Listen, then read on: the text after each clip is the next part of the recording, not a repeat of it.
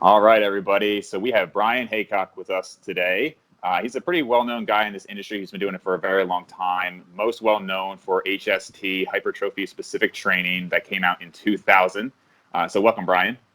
Thank you. Pleasure to be here. And so for people who don't know you or haven't heard of you before, can you just give a little bit more of your background and how you got into all this? Yeah, I think probably like a lot of your listeners, I was into fitness, the body, muscles from a very young age. My folks got me my first weight set when I was 8. And so I started lifting weights in the basement, doing those curls every day. And as I got older, it's time to go to college. I had to decide, well, gee, what am I going to do? I only loved bodybuilding. And I had competed in my first show in 1985.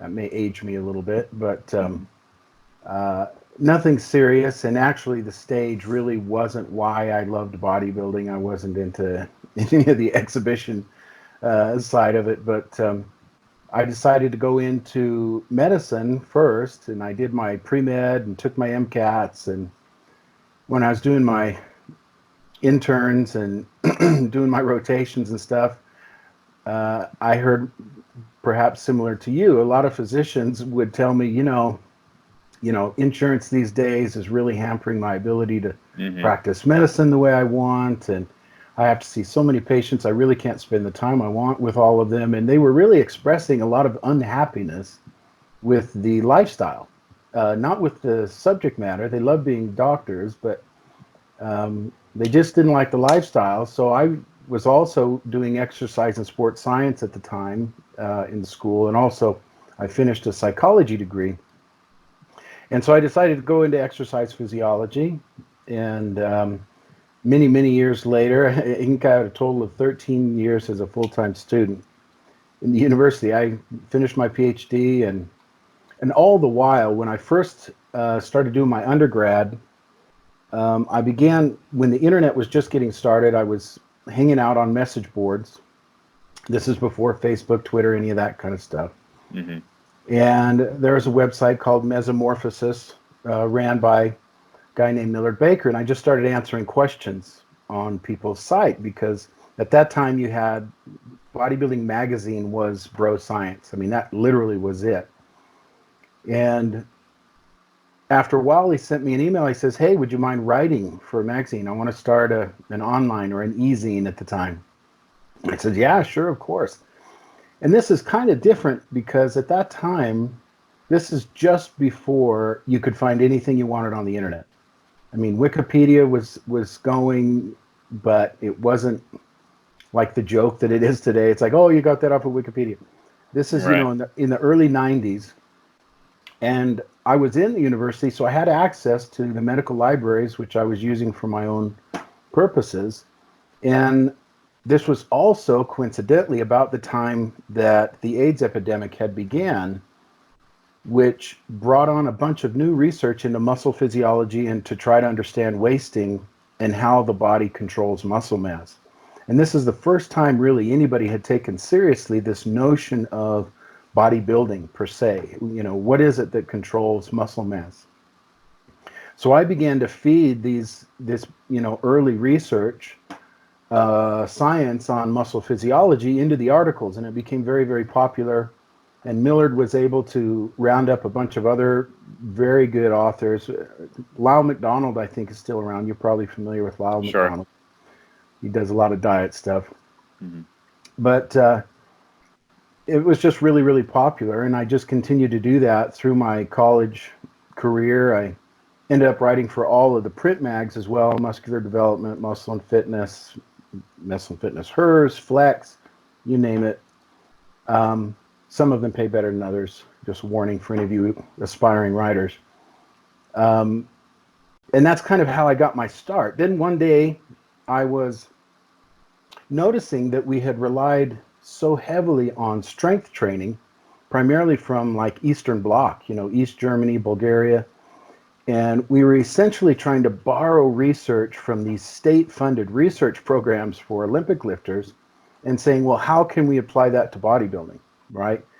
And some of it fit, some of it didn't, but you could see how the common knowledge at the time about bodybuilder was heavily influenced by strength training. Well, we didn't have any other research. And so at just this time, the hypertrophy research started to appear. I had just finished going through Schiff and Verkhoshansky's Super Training, which was a very popular text on strength training at the time. And I began to write a series of articles trying to separate out what was strength specific and what was hypertrophy specific. And by the end of it, I went, there's enough just to train in a certain way that's ignoring what would needed to be done to maximize strength, and instead only do what you want to do to maximize size. And that's where I came up with hypertrophy specific training. But to a lot of people's consternation, I kept insisting that this isn't a program. This is a set of principles that you follow in conducting your own training, and everybody's like, well, just tell me what to do. Just tell me what to do. Completely missing the point. Right. That your target is a moving target. You adapt, you change all the time. So what you do one day in the gym may not be ideal to do the next day. And still, I've stuck to my guns. It's a set of principles. It's not a program. I did offer a template to try to say, here's as close as I can get to a one-size-fits-all program that people can apply and get started, and then take it from there in their own direction. Awesome. Yeah, so you're very extensive background. I actually didn't know that much about you, especially the med school aspect. I didn't know you were planning on that. Yeah. Well, at the time, they didn't want any more orthopedic surgeons. Yeah. They said, we want some ladies doctors that'll go out and be general, runny nose, sore throat docs out in the boonies. And Right. You're not really our ideal candidate. I was actually the most bland cookie cutter. We have too many of you candidates. Right. Yeah. And that was kind of, I don't want to get political, but it was at the beginning of really pushing to get a shift in who's becoming doctors. Right. Yeah. And I was okay. Like I say, I had gotten the feedback from the doctors I was with, and it wasn't their dream job. They thought it was, but it didn't turn out to be what they had hoped. And I thought, well, I'll just take a chance and I'll go Ph.D. route, which one of my advisors warned me. It says, why are you doing your Ph.D.? You'll get paid way less if you get a Ph.D. than if you just get a master's and go out and go to work. But I've made it work, mainly through the dietary supplement industry. So my money comes from working for dietary supplement companies, primarily on the claims evaluation and regulatory side, to help them understand what they can and can't say about their products. Yeah. Cool. Not that they adhere to my advice, but right. Right. So before we get too much into the questions, I wanted to just mention the charity for today. And so that was LDS Philanthropies. So could you just kind of explain why you chose that charity? Yeah, well, obviously I'm a member of the LDS Church, Church of Jesus Christ of Latter-day Saints. And I thought, well, if I'm going to donate to a charity, I should probably do a good job. And I looked up LDS Philanthropies, and I was really impressed by the fact that 100% of the donation goes to the actual effort. There is no pay for bureaucratic positions, CEOs, chair people. There are no paid people with that organization. So I was glad that 100% went to it, and they're so global in their reach. So they do everything from, putting together wheelchairs for kids in impoverished countries that can't afford them, to food, education, clean water, wherever. So I thought that was a good place to put the money. Awesome. And of course, we'll have a link down below if anybody wants to personally donate as well. So yesterday I was actually doing a podcast with Eric Helms and Scott Stevenson, and Eric brought you up and HST. He did, yeah. And I've never personally met him, so I'm always curious when I watch these guys on YouTube or whatever. I said, do you know who I am? Yeah. It's a little egotistical, I know, but being so old, you wonder when you're fading. Am I fading away completely, or am I still relevant? So. Well, and we had talked about how, because you said it came out in 2000. I got into this maybe 2004, 2005. But I definitely remember, reading through the articles. I remember the webpage. I think it's still identical to how it was for the most part. And he was saying how it was just very much ahead of its time, and how the research that we've had in the last 2 to 3 years really corroborates all the stuff that you said, and just like I said, how ahead of its time it was. So I'm thank curious. you, Eric. Yeah, I'll have to send him a thank you for that. But I'm curious, given that it was put out over a decade ago, are there any significant changes in your beliefs about it compared to then, or is it pretty much you think still the same principles would apply? Yeah. Now you mention that, and we're approaching 20 years ago. Yeah. Well, and people do ask me that question. I actually did my graduate work in blood flow restricted training. Oh. So you're familiar with that. Sure. And so we had kind of an interesting outcome. My research question was, does intermittent occlusion have the same effect as continuous occlusion if you can match the time that the muscle has been occluded? Mm-hmm. My argument being that metabolic stress was the key player here and not muscle activation, which the current thinking is still it's muscle activation, but I have reason to believe that that's not the issue. Anyway, interestingly, my results were confounded by non-responders and responders. So you had some subjects that just took to it and just started growing like a weed, and other subjects that by the end of the program were actually smaller than when they had started. And this is a topic that really isn't discussed a lot in hypertrophy research, that needs to be, because there are genuine reasons why, not everybody who goes into a gym and does some sort of ideal program is going to have the same experience. And a lot of this is what leads to this constant influx of, hey, I made something new, this will work. I made something new, this will work. It's almost like the weight loss industry. Everybody's tries something for a while, feels like they fail, and then they're looking for something else. We discovered that, and it was corroborated with other research, that there definitely are some people who are not growing like the average person. And if you know who they are, you need to either remove them from your subject pool, because they will completely mess up your results. And if you look at existing research, one thing you see in a lot of hypertrophy research is huge standard deviations. And these huge standard deviations are coming from those subjects that just are not responding. Mm-hmm. So you're lucky to hit, a significance in your statistics because of this group.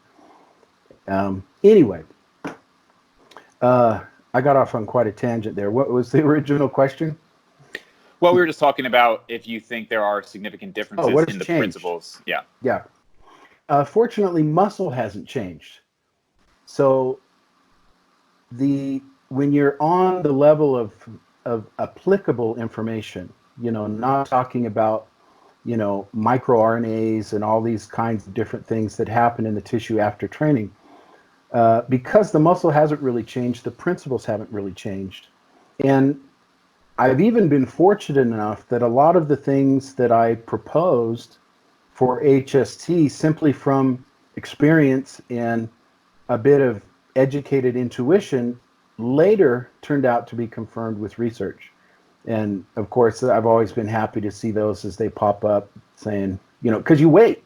If you're proposing something that there isn't a lot of support for, you're kind of waiting for something to come out to prove you wrong. Then you got to come out and talk your way out of it. But I've been lucky. The hypertrophy from higher reps is an HST. Strategic deconditioning, as we may talk about in a minute, this period of letting the tissue decondition so it becomes sensitive again to the training stimulus, has been shown to be effective in research. And the primacy of load, just having to have the weight there, are really the three issues that I really kind of put as the foundation of the program that have turned out to be true. Gotcha. Awesome, man. And like you said, muscle itself hasn't changed, and I think so many people are searching for, like you mentioned before, the golden routine, that perfect thing. And I think they have to look at these principles here. I am interested to hear what you had to say there. You kind of talking about people, like the mechanisms behind hypertrophy. And a lot of people, there is some debate now. Is it mechanical tension? Is it muscle damage? There's the hormonal influence. So it sounds like you maybe have a different opinion than some others. So I'd like to hear that. Well, let's start with the basics. Probably the most commonly agreed upon, whether they're accurate or not is yet to be determined, but agreed upon mechanisms from a macro standpoint would be mechanical load. So that would be not effort, not to be confused with effort, but how much absolute weight is actually hanging off the end of your arm, right? And that mechanical strain is going to translate into the tissues themselves, regardless of whether you're pulling on it or not.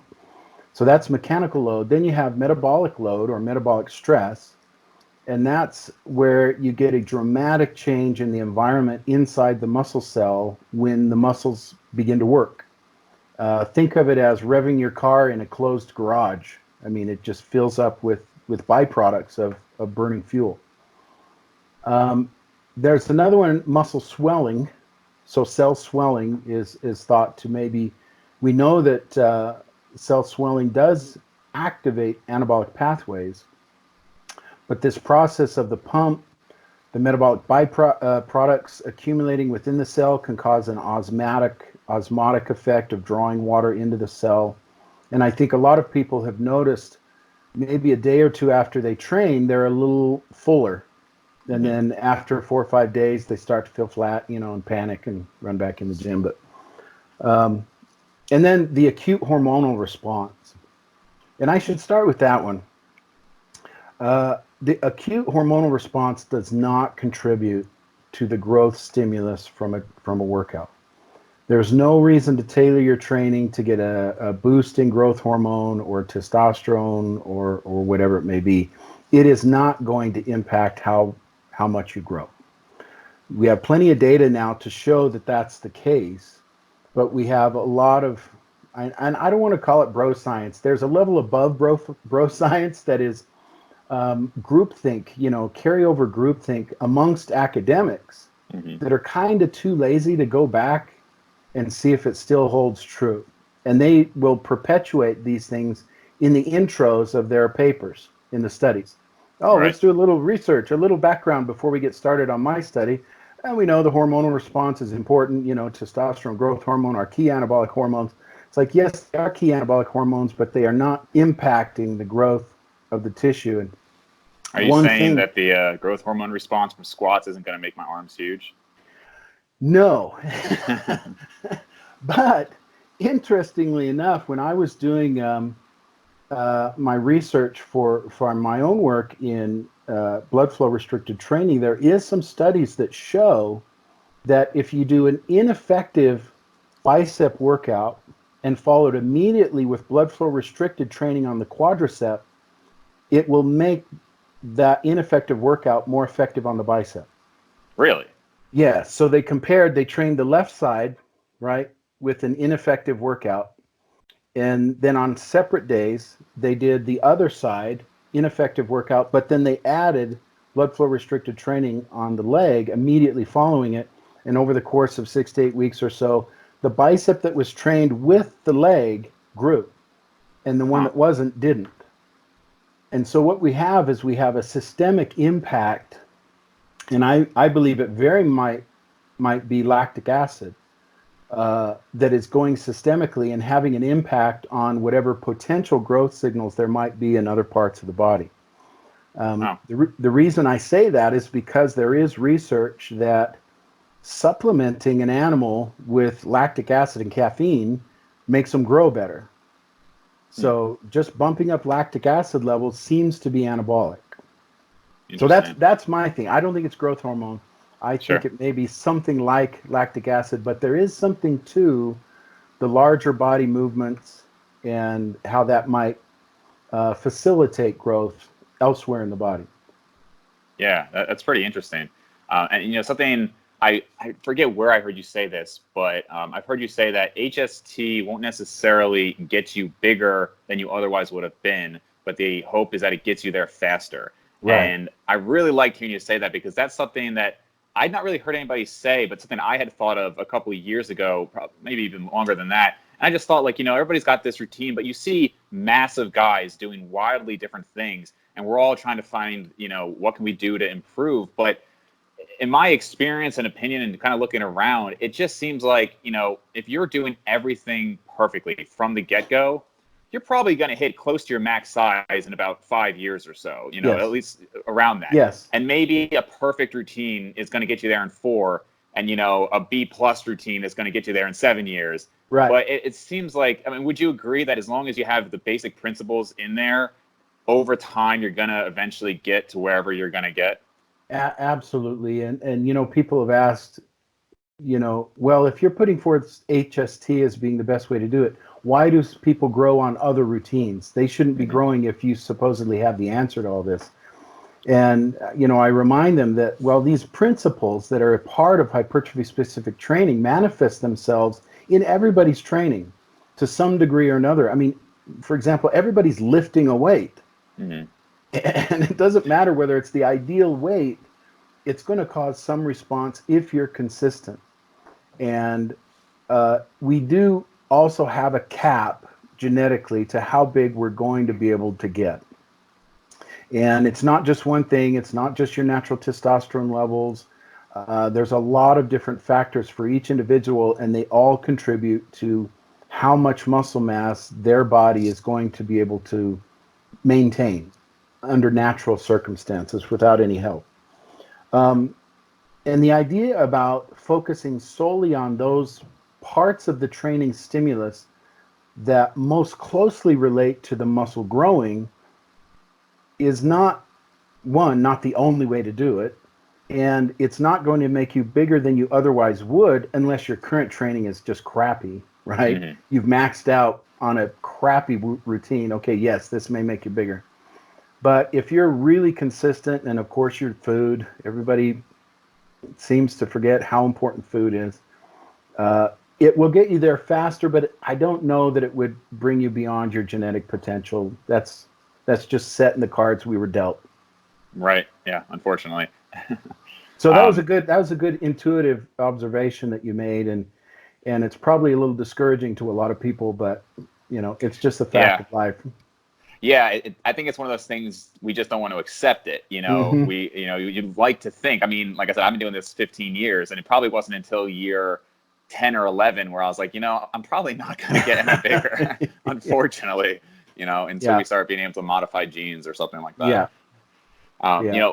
Early on in my training, I went to failure on every set because I just had the mindset of progressing, and then after that, I was like, oh, man, that was so stupid. Like, why did I do that? And now I'm guessing you're familiar with the recent high-volume Schoenfeld study they had where they went up to 30, 45 sets. And all of those were to failure. So there's definitely a lot of controversy now on, what's right. And again, kind of speaking to before, I think either one can work. It's just how you modify it to work for you. But you were one of the people who kind of got the idea out there of not always training to failure. And in fact, at least in the template that you put out there, you're really only hitting those max sets the last maybe 2 workouts of a mesocycle. So how do you coach people who are so used to I need to progress, I need to get new PRs all the time? Right. How do you coach somebody like that to step back and realize I might have a whole week of workouts that aren't that difficult? I think if somebody cares about their training and they're not just into this because they want abs or they want to look good for spring break or whatever, but somebody who's serious about changing and building their body, education first, and explain to them in a logical way why training to failure is not necessary. And so that in their head, when they're questioning themselves whether they're working out hard enough, they at least have an answer for themselves to say, this isn't necessary, because these other things are still occurring. Training to failure is one of those things in the notion of being hypertrophy specific and strength specific. Training to failure is strength specific. Mm-hmm. So if you don't train to failure, strength gains will be compromised, just period. Because that stress on the nervous system specifically causes it to adapt and enhance itself, which then allows you to generate more force through your nervous system, and you've certainly experienced something related, what I would call the training age. But if you get untrained subjects and you say, okay, we're going to test your max and we want you to try as hard as you can. Well, their mind and body interprets hard as I can far sooner than somebody who's actually experienced trying as hard as they can. Mm-hmm. So they literally are incapable of generating the force that the tissue is capable of generating because of this mind. It's complicated, but they don't know how to get 100% maximum voluntary contraction. You have to practice it, and you have to train at it, and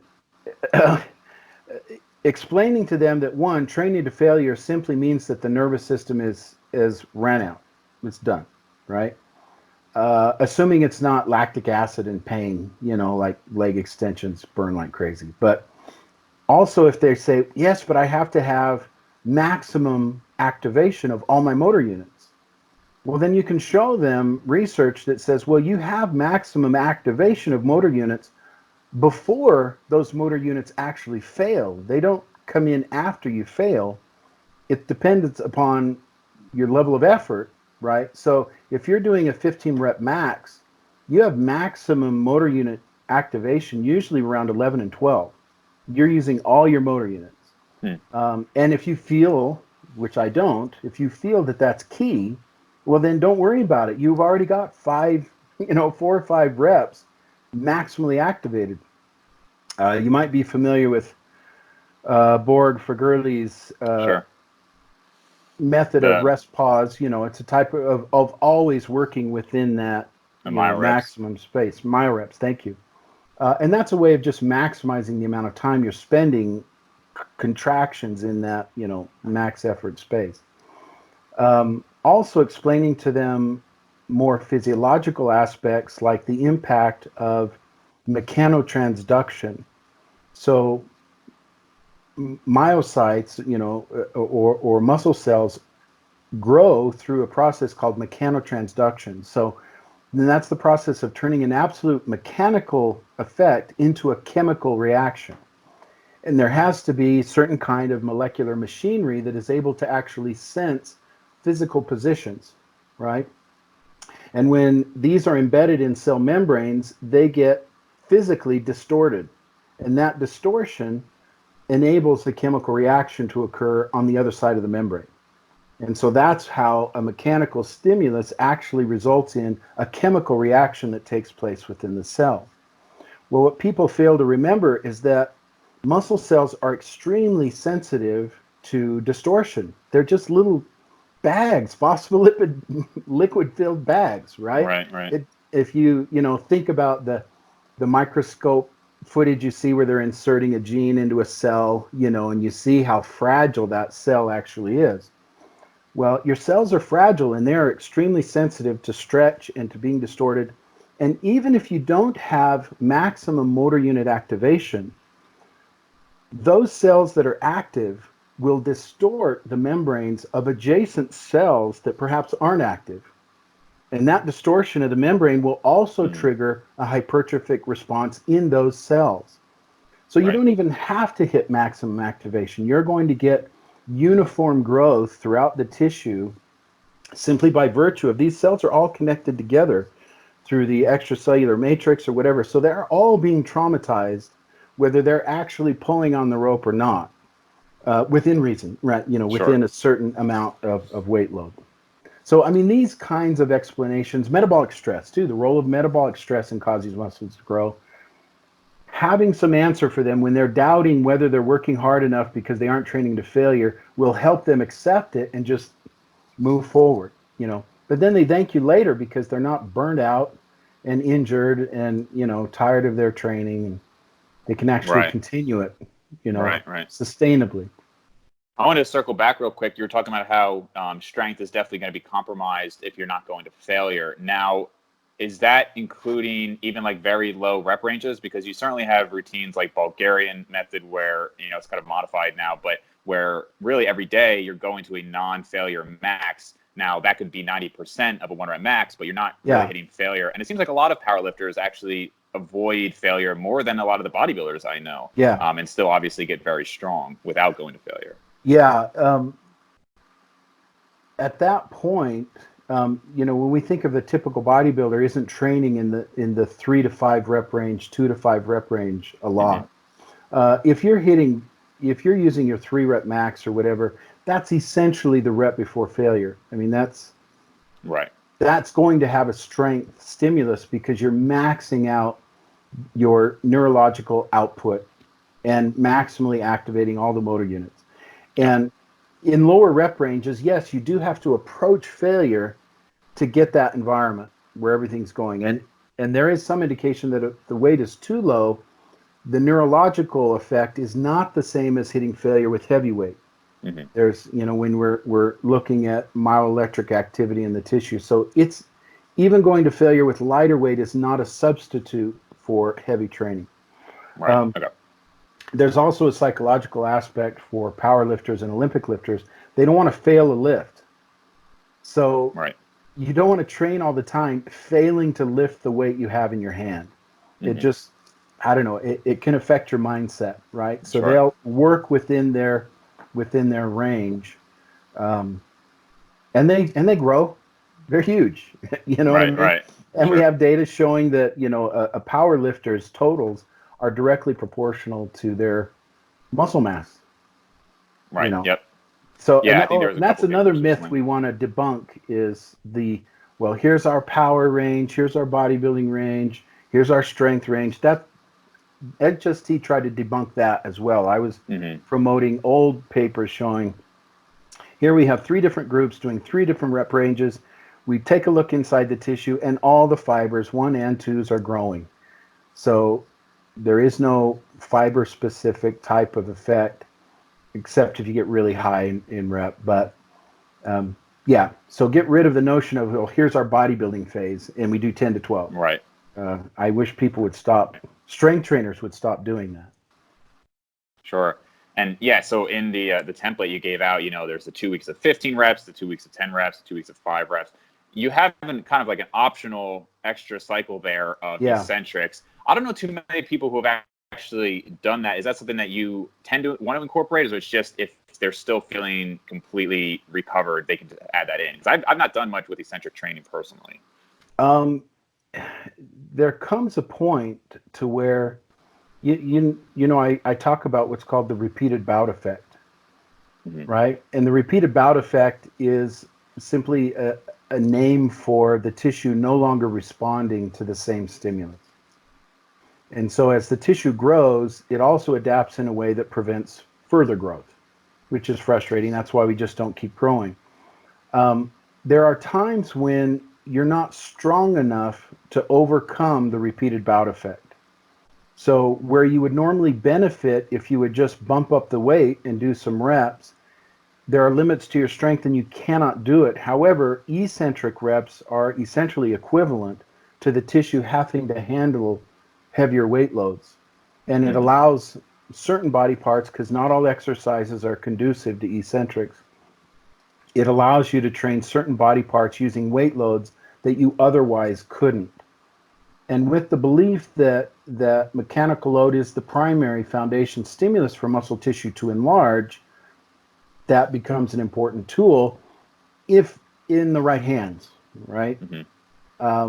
So I don't promote it a lot because the way young lifters are, they think, the most extreme is always going to be the best. And no, it's not. But if you're experienced and you're training and you're really trying to get big and you're heavy, eating a lot, you should probably put in a week or 2 of eccentrics on specific body parts and see if you don't get new growth from that. Right. And unfortunately, like you said, we do kind of get sensitized to training. And again, you were one of the people who really popularized that strategic deconditioning phase. Now, there are people like you brought up Borge, and when I talked to him, he said that he doesn't really believe that much in deloads. And he says if you consistently need deloads, then you're probably doing too much. So we definitely have people on opposite sides of the spectrum here. So do you still believe in it in the same way you did before? And if so, what is your rationale in 2019 versus 2000? The rationale is exactly the same. The stimulus of training and loading the muscle causes two adaptive responses. One is to enlarge, to better accommodate the load, and the other one is to become desensitized to that stimulus so that the growth doesn't become unmanageable, right, for the body. And the law of stimulus and adaptation lays out that, well, if you want to adapt in the other way, well, you have to not load the muscle, and it will adapt the other way. It will then increase its sensitivity to being loaded. I see a lot of people, quote, talking about deloading. I never call it deloading. It's strategic deconditioning because you're not lifting anything. They're talking about, well, I'll just lower my reps to 15s, and then I'll go back to 5s, and then I'll lower it to 15s, and I'll go back to 5s. And it's like, well, that could be effective. But for me, I want the tissue to approach beginner status following that strategic deconditioning. I mean, I want it to cause a lot of soreness, my strength's way down. I feel out of shape and crappy. That's when strategic deconditioning is effective. But people are paranoid to stop lifting. I mean, they literally just cannot get themselves to not do it. And so that's why a lot of them just kind of either skip it or just lighten the weight, but that's not what's intended. The principle is to decondition the tissue as potently and quickly as you can, and then get back to the lifting. Right. Yeah. And there's, and the question remains, well, after 5 to 10 years, is that going to make a difference? I don't think it would. Again, the point of HST is to get you there as quickly as you can, rather than saying it's going to bring you to some unnatural level of muscularity. For sure. Yeah. Just due to a few reasons. I actually just took the longest time I've ever had off from training, which was about three or 4 weeks. And before that, I've never taken one week off in my life. In how many years? 15 years. So yeah. 3 weeks. I'd say that's obsessive compulsive. Yeah. And I mean, before that, it was always 1 week at rest. But what I was going to say is, I used to do kind of like a lot of people do. I'll do the deloading and I'll say, okay, I'll still do 3 or 4 workouts. I'll just keep it light or, whatever. And, I don't know how long it's been now, probably 4 or 5 years. I just take the week off because I'm like, it really doesn't matter. It doesn't matter at all.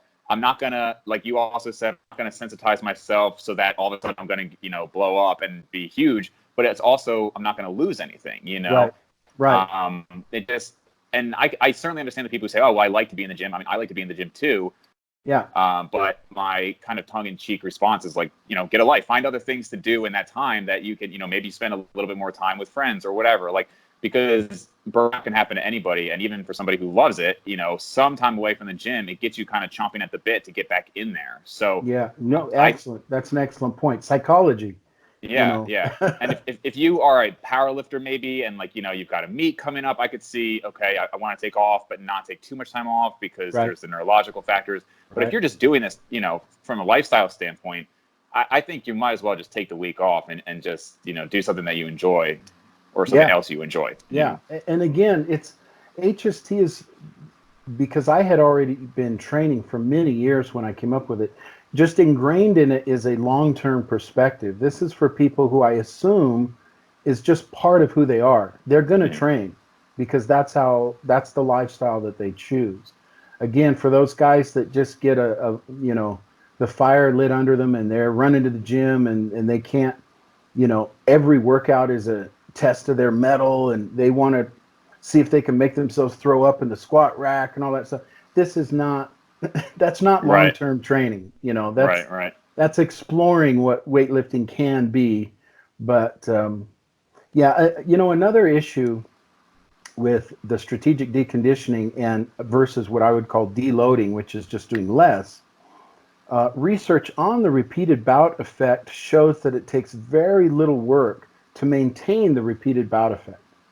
So you don't have to maintain the same level of stress to keep the repeated bout effect present. So even just a little bit of work actually is counterproductive, right? So it keeps the tissue conditioned to not grow.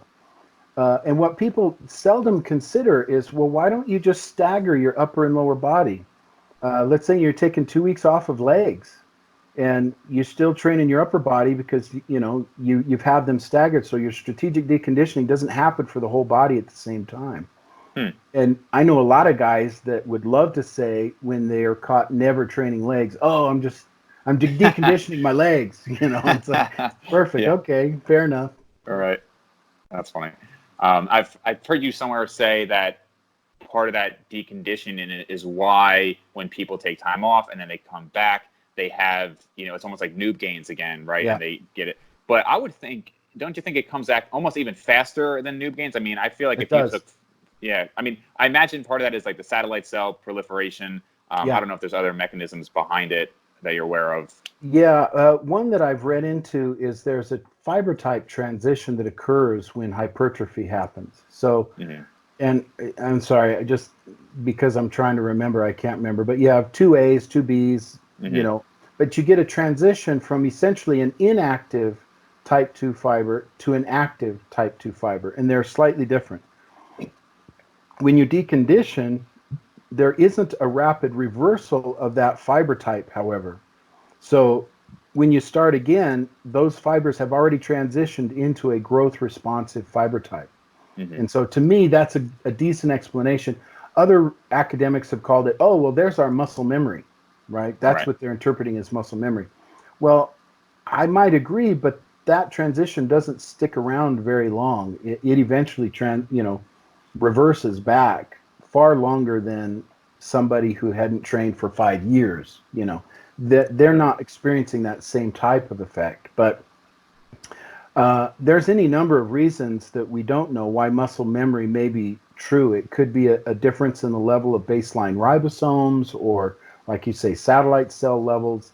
But there has to be something on site that allows growth to be more efficient to experience what you explained as this, growing faster when you come back. Right. Cool, man. So I kind of like to have like an actionable step for people from the interviews. So if somebody's listening to this and they are in that stage where they can really take advantage of better training, they're kind of stuck in like the bro training now, what would you say is their first step to kind of get on the more scientific approach? Would they just jump into maybe that HST template, or how would they go about kind of transitioning there?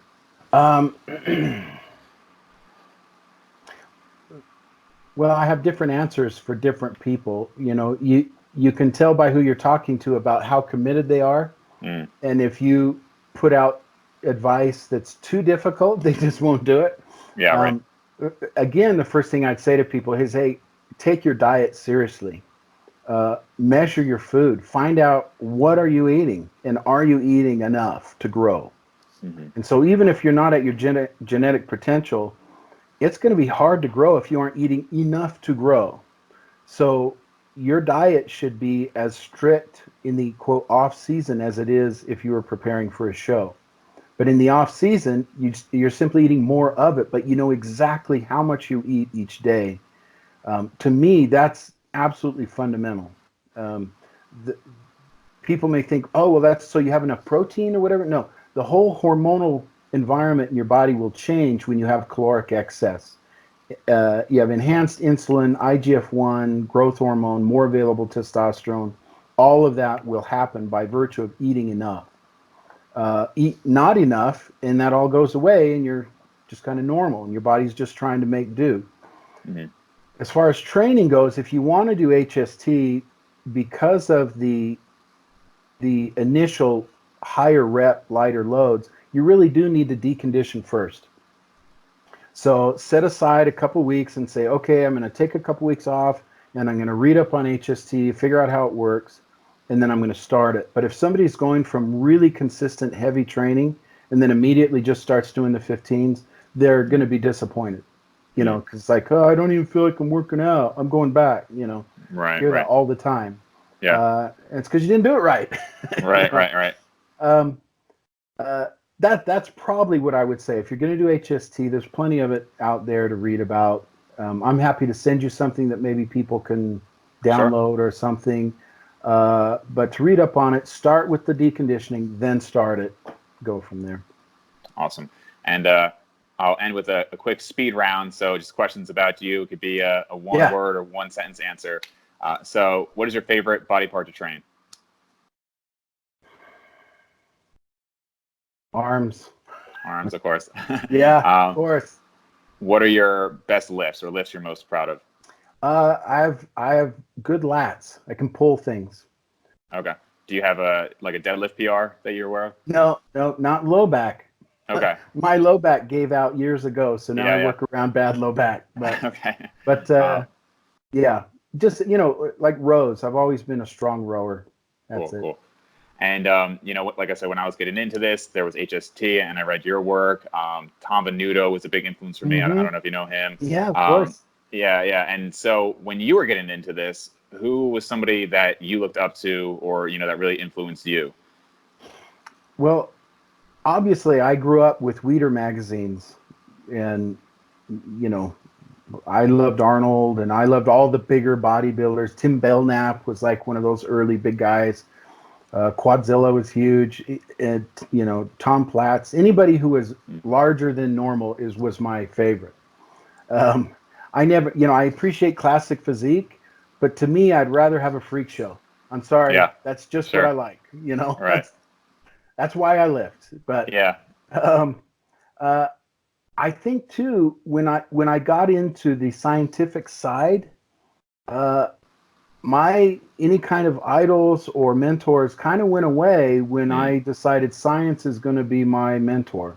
Right. So now I kind of have some favorite papers that really were influential on the way I thought and things like that. So when I think back of it, those are the experiences I remember, is finding a paper that made me go, oh, huh, Yeah, cool, man. So I will have linked down below for the charity to that HST webpage. Is there anything else anybody can find on you? I don't know if you have any social media accounts or anything like that people can check out. No, there's just the Think Muscle, the HST forum is probably the best place for people to go and talk about HST with guys that know it as good as I do. They can answer any question under the sun.